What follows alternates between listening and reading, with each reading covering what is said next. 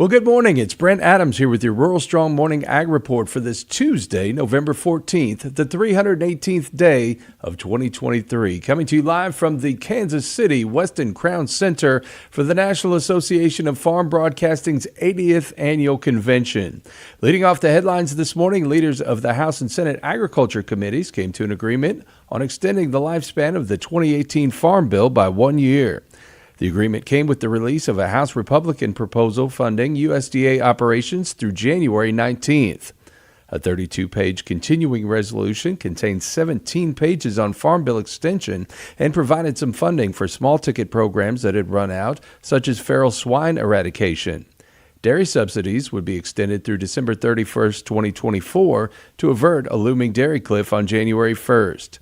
Leaders from both ag committees say the extension in no way substitutes in place of a 5-year farm bill. Speaker of the House Mike Johnson revealed a two-part funding package that would provide money for some federal operations, including USDA, for 2 months and through February 2nd for the rest of the government.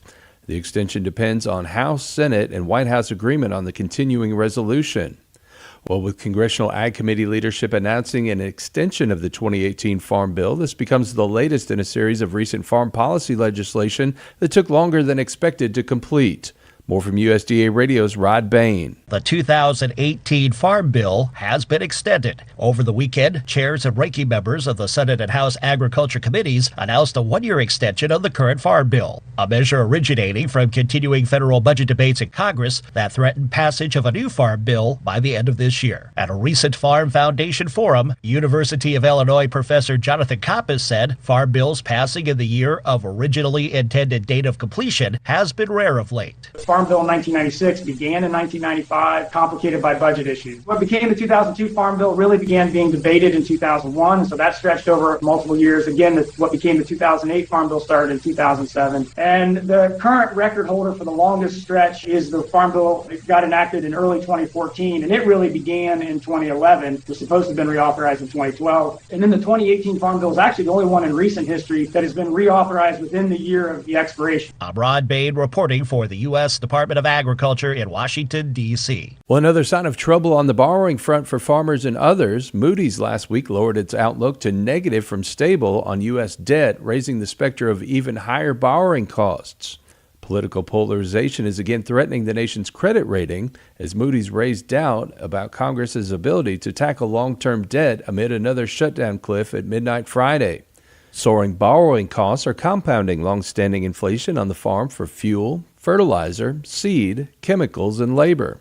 American Soybean Association head Daryl Cates testified at a House Farm Bill hearing earlier this year. Rising interest rate is definitely, especially for a beginning farmer, is going to be huge. I mean, just my operating loan from Farm Credit now has jumped to 8.25%. National Sorghum Producers Chair Craig Meeker says survival on the farm may come down to the cost of borrowing. As we see rising interest rates, it's going to be the ones that have the financial stability and ability who will be able to continue to farm, not the ones that have to use lending as an option. The way Central Illinois Congresswoman and farmer Mary Miller sees it. Credit could potentially become too expensive for producers. Well, what are the price prospects for the new U.S. soybean crop? More on that from USDA Radio's Gary Crawford. USDA is forecasting a 4.1 billion bushel soybean crop, up 1% from its previous forecast. But year over year, we're still down. Down 3%. USDA Outlook Board Chairman Mark Czekanowski says, looking at the potential demand for those beans, U.S. crush demand remains strong, crushing for both soybean meal and oil of course, being supported by increased biodiesel and renewable diesel use. And so by the end of this next marketing year, U.S. soybean stocks will shrink. Now, you'd think a smaller crop and lower stocks would bring on a higher price, but no. Season average prices received by farmers are trending lower than they did last year. And could average $12.90 a bushel. So that would be down about $1.30 year over year. So why the lower price? The increase in global supplies that we saw recently, especially from the large crop in Brazil. USDA projecting Brazil to harvest an even bigger crop this season. Gary Crawford for the U.S. Department of Agriculture. And finally this morning, Summit Carbon Solutions presented a request to Iowa regulators to build a $5.5 billion carbon capture pipeline. Local reports say Iowa regulators recently concluded a hearing on the subject.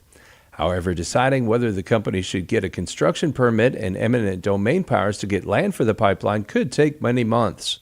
The Sierra Club's Iowa chapter opposes the project. Sierra's attorney says regulators likely won't issue a decision until March or April. That allows enough time needed to file legal documents and responses. Summit's pipeline would also run through South Dakota and into Minnesota and Nebraska. The company says the pipeline is critical to helping ethanol remain marketable as the nation seeks to lower its greenhouse gas emissions. Iowa residents are concerned about safety and property rights. Summit says it has agreements in place with 75% of the affected landowners, and the project will exceed federal safety standards. Well, you can keep up with the latest in the world of agriculture by subscribing to the Tractors and Troubadours podcast from Rural Strong Radio. Each day I bring you agriculture industry newsmakers, hot-button industry issues, educational features, and the best in traditional country music. The Tractors and Troubadours podcast can be found at ruralstrongmedia.com or wherever you get your podcasts. We also invite you to join us daily on Rural Strong Radio, our 24/7 streaming radio station, found at ruralstrongmedia.com or on the Live 365 streaming radio app for your mobile device. Each day we bring you our award-winning agriculture programming, as well as the best in traditional country music mixed in with a little bluegrass, western swing, southern rock, and inspirational music. The place to find it all is ruralstrongmedia.com or the Live 365 streaming radio app. We're portable, so take us with you everywhere you go while you're working on the farm. We'll get you through those long, challenging days. Well, I'll be back again tomorrow from the National Association of Farm Broadcasting Convention in Kansas City. Make it a great day, everybody.